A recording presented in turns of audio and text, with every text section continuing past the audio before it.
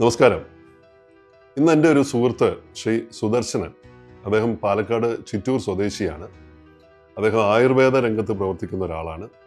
മുമ്പ് അദ്ദേഹം സ്വാമി നിർമ്മലാനന്ദഗിരി, നിങ്ങൾക്കറിയാം, അന്താരാഷ്ട്ര പ്രശസ്തനായിട്ടുള്ള ഒരു ബിഷഗ്വരനായിരുന്നു സ്വാമി നിർമ്മലാനന്ദഗിരി, സന്യാസിയായിട്ടുള്ള ആൾ. അദ്ദേഹം സമാധിയായി. അപ്പോൾ തുടർന്ന് സുദർശൻ ഇപ്പോഴും ആയുർവേദ രംഗത്ത് പ്രവർത്തിച്ചുകൊണ്ടിരിക്കുകയാണ്. സുദർശൻ ചിറ്റൂർ തൻ്റെ വീട്ടിൽ നിന്നും പാലക്കാട്ടേക്കുള്ള യാത്രക്കിടയിൽ തൻ്റെ ഫാക്ടറിയിലേക്ക്, അദ്ദേഹം വർക്ക് ചെയ്യുന്ന ഫാക്ടറിയിലേക്ക് പോയിക്കൊണ്ടിരിക്കുന്നതിനിടയിൽ രാത്രി 12 മണിക്ക് ശേഷമാണ്. ആ 12 മണിക്ക് ശേഷം അദ്ദേഹം ഇങ്ങനെ പോകുമ്പോൾ വഴിയിൽ ഒരാൾ കമിഴ്ന്ന് കിടക്കുന്നത് പെട്ടെന്ന് ശ്രദ്ധയിൽപ്പെട്ടു. അപ്പോൾ വളരെ അപകടകരമായിട്ടുള്ള വാഹനങ്ങൾ ഇങ്ങനെ ഈ വലിയ ഹൈവേയിലൂടെ ലോറികളൊക്കെ ഇങ്ങനെ പാഞ്ഞു പോവുകയാണ്. പാലക്കാട് ലുലു മാളിന് തൊട്ടടുത്താണ് ഈ സംഭവം ഉണ്ടായത്.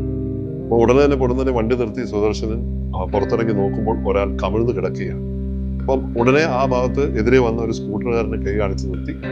ആ സ്കൂട്ടറുകാരൻ രണ്ടുപേരും ചേർന്ന് ഇയാളെ അടുത്ത് വരുമ്പോൾ സാധാരണഗതിയിൽ ഇങ്ങനെ പരിക്ക് പറ്റി കിടക്കുന്ന ആളുകളെ, പരിക്ക് പറ്റിയതാണെങ്കിൽ അവരെ മലർത്തി കിടത്തുകയോ അല്ലെങ്കിൽ ശാരീരികമായ മറ്റേ അവസ്ഥയിലേക്ക് എടുക്കുകയോ ഒക്കെ ചെയ്യുമ്പോൾ സ്ട്രക്ചർ ഒന്നും ഇല്ലാതെ എടുത്തിട്ടുണ്ടെങ്കിൽ ചിലപ്പോൾ കൂടുതൽ പരിക്ക് പറ്റാനുള്ള സാധ്യതയുണ്ട്. പക്ഷെ അടിയന്തര സെൻസ് ഓഫ് അർജൻസി ഉള്ളതുകൊണ്ട് എന്താണ് സംഭവിച്ചതെന്ന് അറിയണമല്ലോ.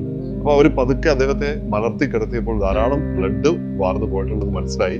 എന്തായാലും ഒന്നും ആലോചിക്കാതെ രണ്ടുപേരും ചേർന്ന് സുദർശന്റെ കാറിൽ അദ്ദേഹത്തെ കയറ്റി പാലക്കാട് ജനറൽ ഹോസ്പിറ്റലിൽ അഡ്മിറ്റ് ചെയ്തു.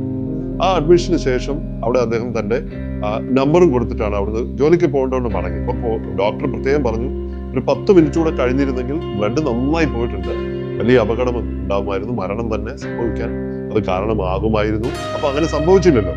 അപ്പോൾ സുദർശനെ സംബന്ധിച്ച് അത് വലിയ ഒരു സമാധാനവും സന്തോഷമാണ് കൂടെ വന്ന ആൾക്കും. അപ്പൊ എന്തായാലും സുദർശൻ അവിടുന്ന് പോന്നു. വെളുപ്പിന് 3:30 മണി ഷിഫ്റ്റ് തീരുന്നതിന് തൊട്ട് മുമ്പ് പാലക്കാട് ജനറൽ ഹോസ്പിറ്റലിൽ നിന്നും ഒരു കോൾ വരും. ആ സമയത്ത് കോൾ വരാനുള്ളത് വേറെ സ്ഥലങ്ങളിൽ ഇല്ലാത്തത് കൊണ്ട് അദ്ദേഹം വളരെ ആകാംക്ഷയോടെ അത് ഒരു ഫോൺ എടുക്കുമ്പോൾ പറഞ്ഞു, അദ്ദേഹം ബോധം വന്നിരിക്കുന്നു, ആ അപകടം പറ്റിയ ആൾക്ക്, അദ്ദേഹത്തിന് നിങ്ങളോടൊന്ന് സംസാരിക്കണം എന്ന് പറഞ്ഞു. അങ്ങനെ ആ ആളുമായിട്ട്, ഒരു മധ്യവയസ്കനായിട്ടുള്ള ആളാണ്, അദ്ദേഹവുമായിട്ട് സുദർശൻ സംസാരിക്കുക. അപ്പൊ അദ്ദേഹം പറഞ്ഞു, എൻ്റെ ജീവിതം രക്ഷപ്പെടുത്തിയതിന് എത്ര നന്ദി പറഞ്ഞാലും മതിയാവില്ല. എൻ്റെ മകളുടെ വിവാഹമാണ് അടുത്ത ആഴ്ച. അപ്പൊ ആ വിവാഹവുമായി ബന്ധപ്പെട്ട് ചില കാര്യങ്ങൾക്ക് വേണ്ടി പോയിട്ട് വരുന്ന വഴിക്കാണ് പിന്നിൽ നിന്ന് വന്ന മറ്റൊരു ബൈക്ക് എന്നെ തട്ടിയിട്ടത്. അവർ നിർത്താതെ പോയി. ഒരുപക്ഷെ ഞാൻ പറഞ്ഞതനുസരിച്ച് ഞാൻ ഇന്ന് ജീവിച്ചിരിക്കില്ലായിരുന്നു. അങ്ങനെ ആയിരുന്നെങ്കിൽ എനിക്ക് എൻ്റെ മകളുടെ വിവാഹമോ ആ സന്തോഷത്തിനൊന്നും പങ്കുചേരാൻ കഴിയുകയില്ല. നിങ്ങളുടെയും നിങ്ങളുടെ സുഹൃത്തിൻ്റെയും ആ സജീവമായ ഇടപെടൽ കൊണ്ടാണ് ഞാനിന്ന് ജീവിച്ചിരിക്കുന്നത് തന്നെ. ഈ ഒരു അനുഭവത്തിന് ഞാൻ എത്ര നന്ദി പറഞ്ഞാലും അത് മതിയാവില്ല. ഞാൻ നിങ്ങളോട് കടപ്പെട്ടിരിക്കുന്നു. സുദർശൻ തൻ്റെ ജീവിതത്തിൽ സംഭവിച്ച അന്ന് ആ ദിവസം ആ ഫോൺ വരുമ്പോൾ സംഭവിച്ച ആ അനുഭവത്തെക്കുറിച്ച്, ആ ദിവ്യമായ അനുഭവത്തെക്കുറിച്ച് ഞാൻ ഓർക്കുകയാണ് എന്ന് പറഞ്ഞാണ് എന്നെ വിളിക്കുന്നത്. റോബിൻജി, ഇങ്ങനൊരു സംഭവം ഉണ്ടായി. അപ്പം നമ്മളൊക്കെ പലപ്പോഴും ചെയ്യുന്ന ചില കാര്യങ്ങൾ, ചില മൂവ്മെന്റുകൾ, ആ പ്രവൃത്തികളൊക്കെ എവിടെയൊക്കെയാണ്, ആരുടെയൊക്കെ ജീവിതത്തെയാണ് തൊടുന്നതെന്നും രക്ഷപ്പെടുത്തുന്നതെന്നും മാറ്റങ്ങൾ ഉണ്ടാക്കുന്നതും അതൊക്കെ ഇല്ലാതായി പോകേണ്ട വലിയ സ്വപ്നങ്ങളാണ്. ഒന്ന് ആലോചിച്ച് നോക്കുക. അങ്ങനെ അദ്ദേഹം മരിച്ചു പോയിരുന്നെങ്കിൽ, അദ്ദേഹം സമയത്ത് എത്തിയില്ലായിരുന്നെങ്കിൽ ആ കുടുംബത്തിനുണ്ടാവുന്ന ഒരു സങ്കടം ആലോചിച്ച് നോക്കും.